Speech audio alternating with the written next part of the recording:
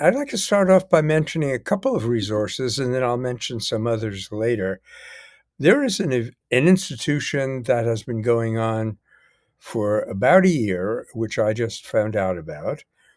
It's called the European University. It's in Florence, Italy, and of course online. And the spokesperson, and I think one of the founders, is a woman named Calypso Nikolaidis. You can tell that she is Greek. And they have a program called the Democratic Odyssey.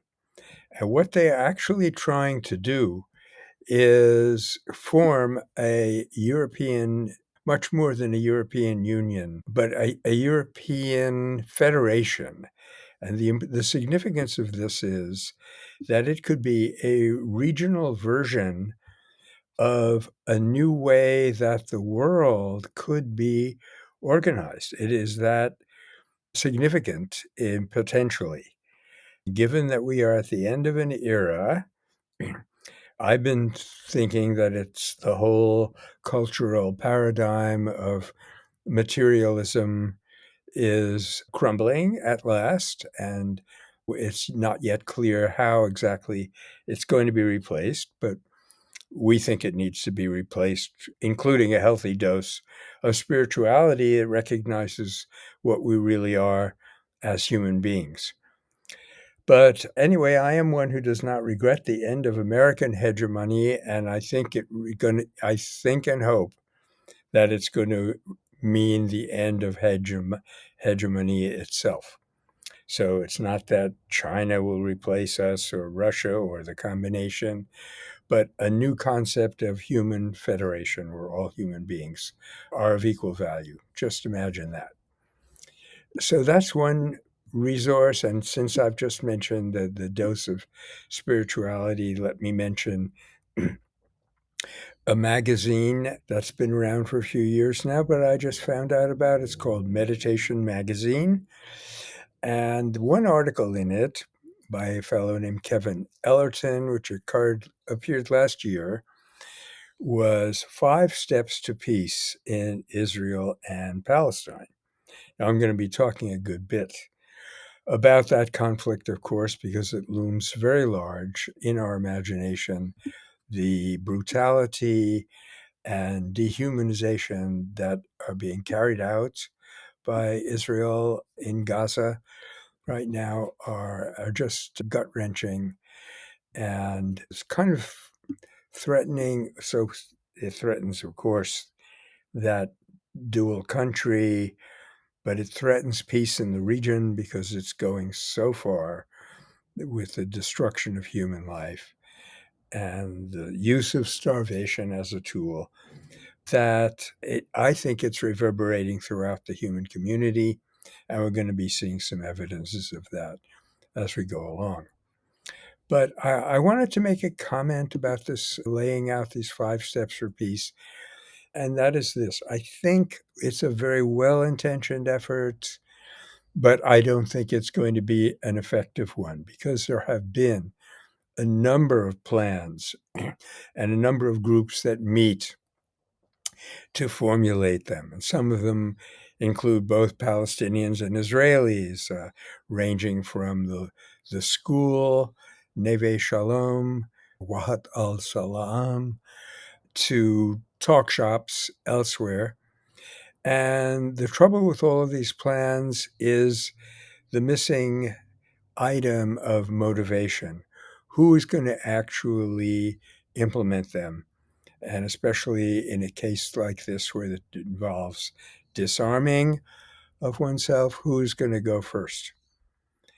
These things are welcome, but they do need to be given teeth. And I really look forward to plans that embrace that need as well.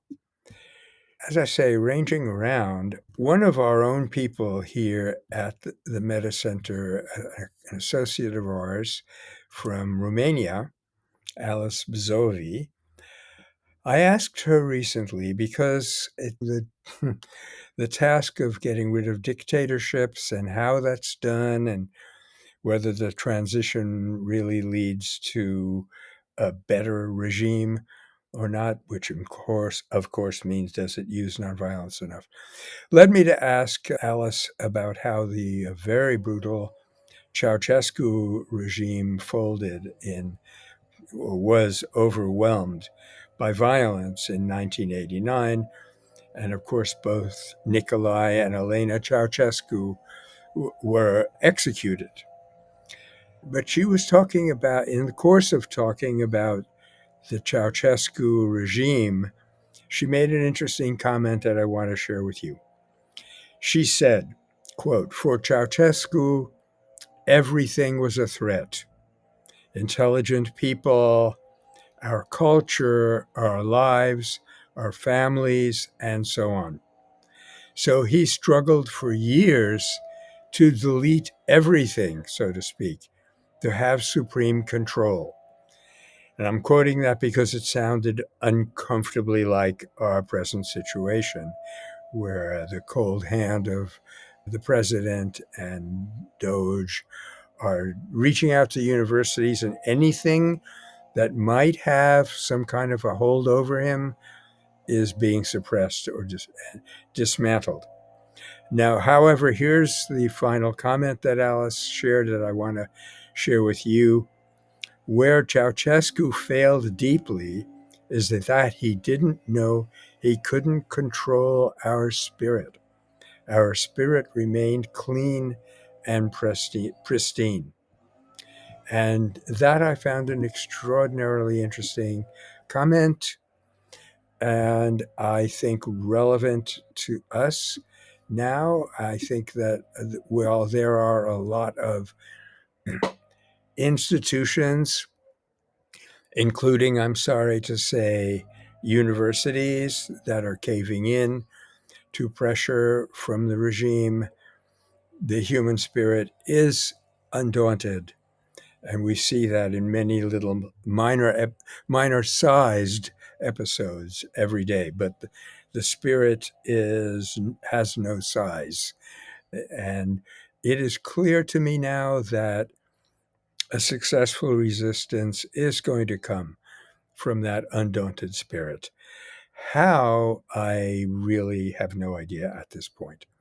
There are thousands, even speaking of just within the United States, thousands of experimental groups and activities, some of them directly resistant, some of them the building of a new culture that will replace the old, coming up from beneath, which often can be done with a minimum of violence. You know, I want to harken back to an event that passed a few months ago. May 15th was International Conscientious Objectors Day.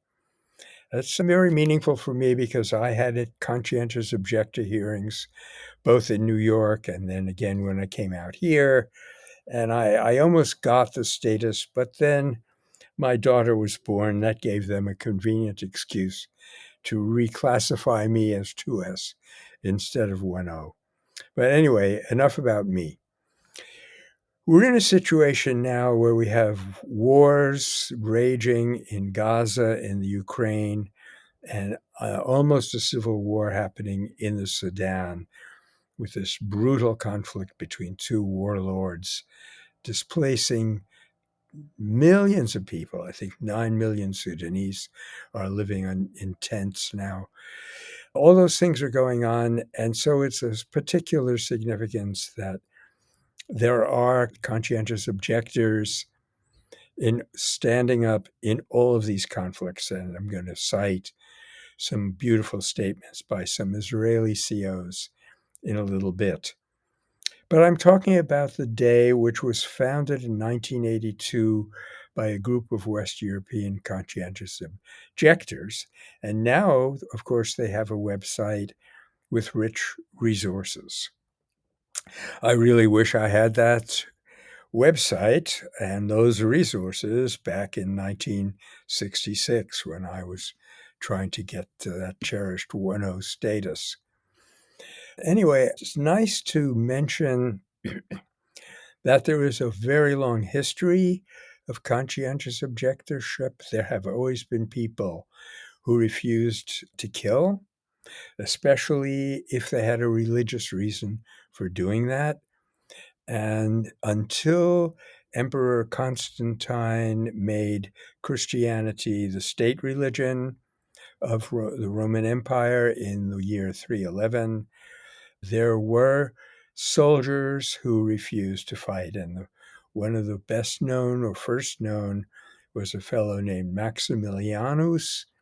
You can look that up, Maximilianus. He was a Roman soldier who refused to serve in the military. He said, Christianus sum non possum malum facere.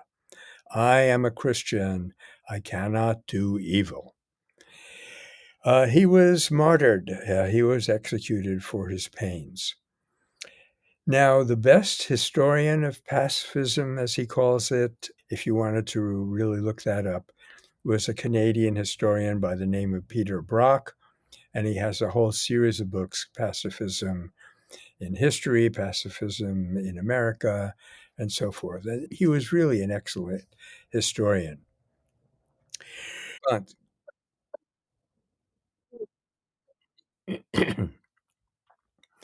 in response, and not surprisingly, a group of Israeli teenagers has declared their refusal to serve in the Israeli military, which means, of course, that they are risking imprisonment, and they are protesting both against the genocide going on now and the ongoing occupation of the Palestinian territories and the ongoing occupation of the Palestinian territories.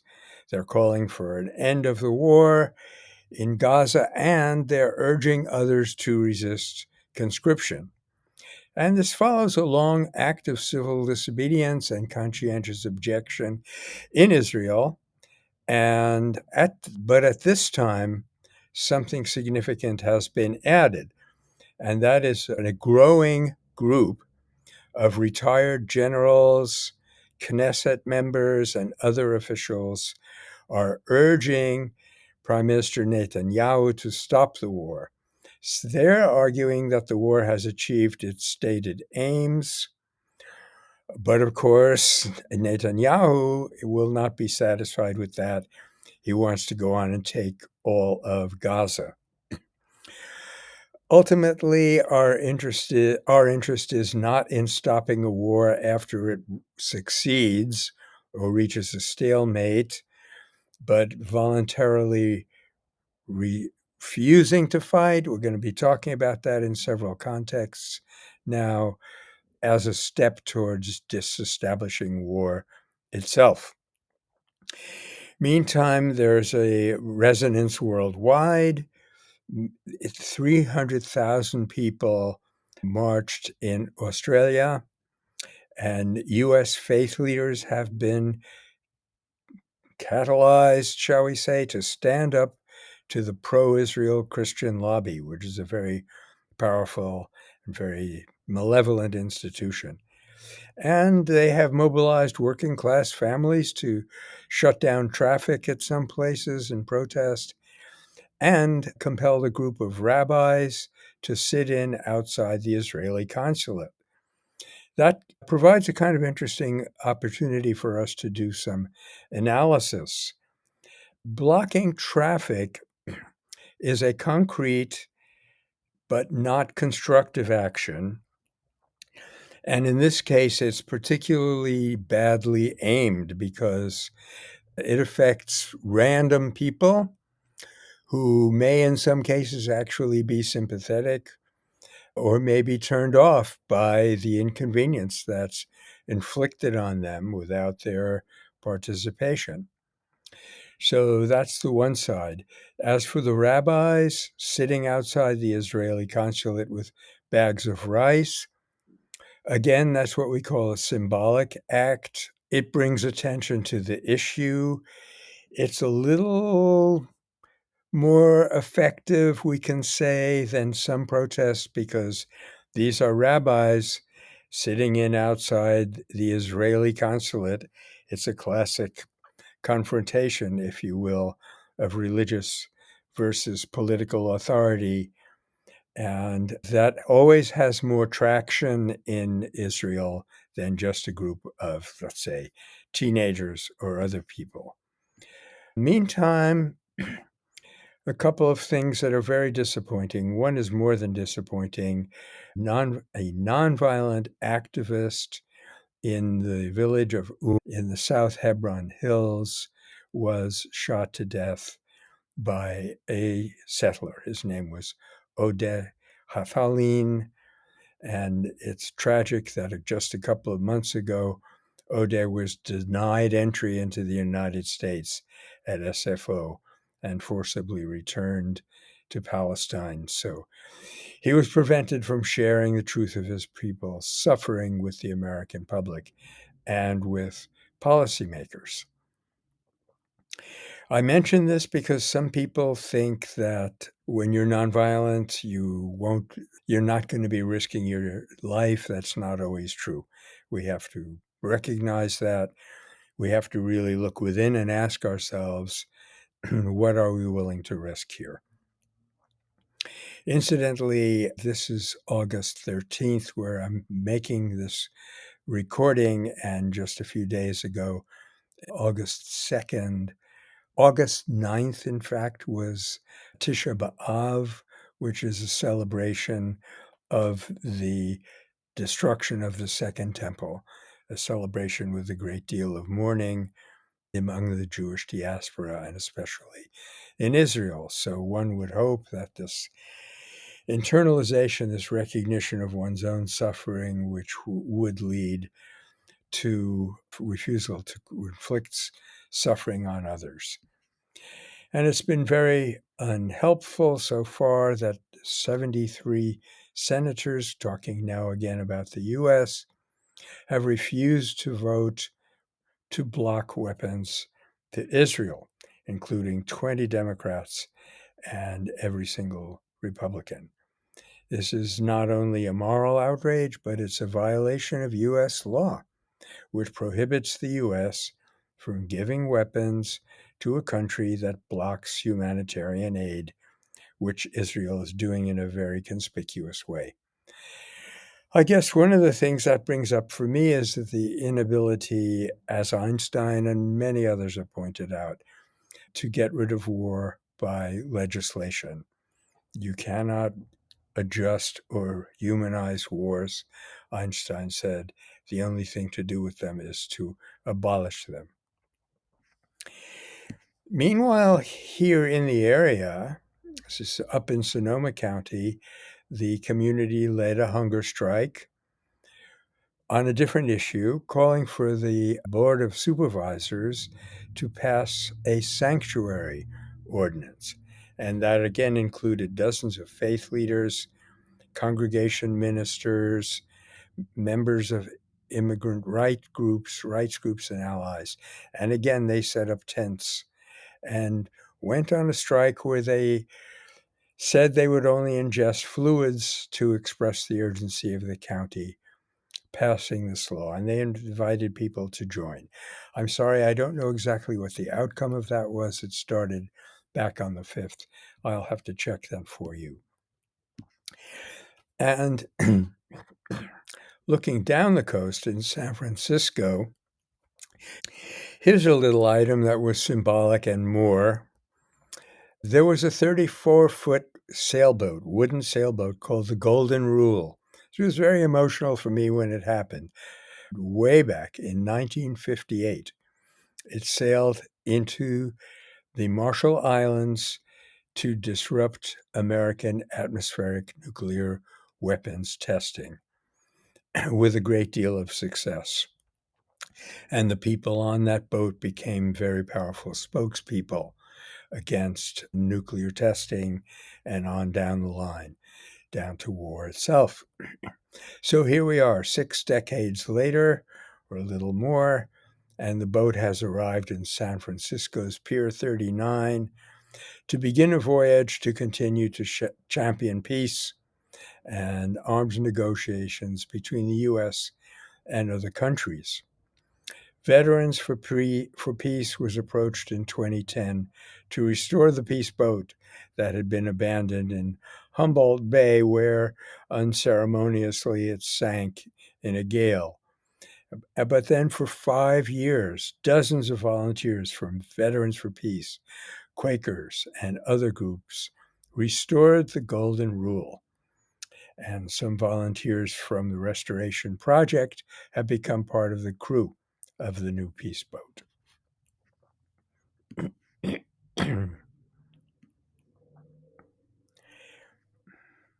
There's a course called War, Peace, and Law, since I mentioned law earlier, and it began recently. You can still check in on it. It's called War, Peace, and Law, and it's an online course, meaning that the sessions will have been resolved. I'm sorry, that the sessions will have been recorded. Once again, I'm happy to report that our friend and colleague Rivera Sun has been exploring something on the order of 83 stories a week, and that they go into the Nonviolence News Research Archive when they're finished. A little quote from Corbin Trent, one of the 5 or 6 commentators that I really like to follow. He says, "People aren't the problem, the system is." Corbin Trent's comment brought up for me my recent reading of an older book by Rebecca Solnit called A Paradise Built in Hell, in which she gives you concrete evidence of one aspect of this problem. What she does is she looks at a number of natural or human-caused disasters, starting with the San Francisco earthquake of 1906, and she shows a stark contrast between the remarkable phenomenon, which it's difficult to explain. It's a kind of coming together of people without prior decision-making, without leadership, without organization. Large groups of people rise to the occasion and rescue others. I first noticed this in Katrina when there was a hospital that was getting flooded. Non-ambulatory patients were in there, and sure enough, a bunch of citizens, nobody had organized them, nobody had ordered them to do this. They walked in there, they walked up, there was no power, of course, left in the hospital. They went up 7 flights of stairs, picked up people who could not walk, and walked down the stairs with them to some waiting trucks that had been supplied by the Army. So let me then mention one other high note by way of concluding our report for this week. I am an EV owner. I own an electric vehicle. So this is, again, somewhat personal. I hope you'll forgive me for talking about things that are meaningful for me personally. But in the world of climate, where most of the news is not good, we have the exception of a new flotilla getting ready to launch. And this one is going to be a little more serious, folks, and a little more difficult to block the way the last one was by the Israeli military, because it is trying to collect 50 vessels. So we will be watching that very carefully. But I wanted to also mention it in this area, a climate. Bill McKibben has shared that some new data from back in June shows that, quote, more than a quarter of the cars sold on the planet came with a plug. That's an increase of 22% in a single year.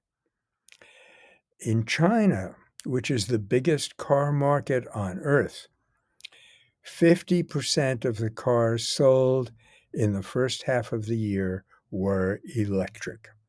So that's an electrifying note. on which to conclude our report. I look forward to sharing with you more positive results coming from the unstoppable power of nonviolence and the human spirit in our next broadcast.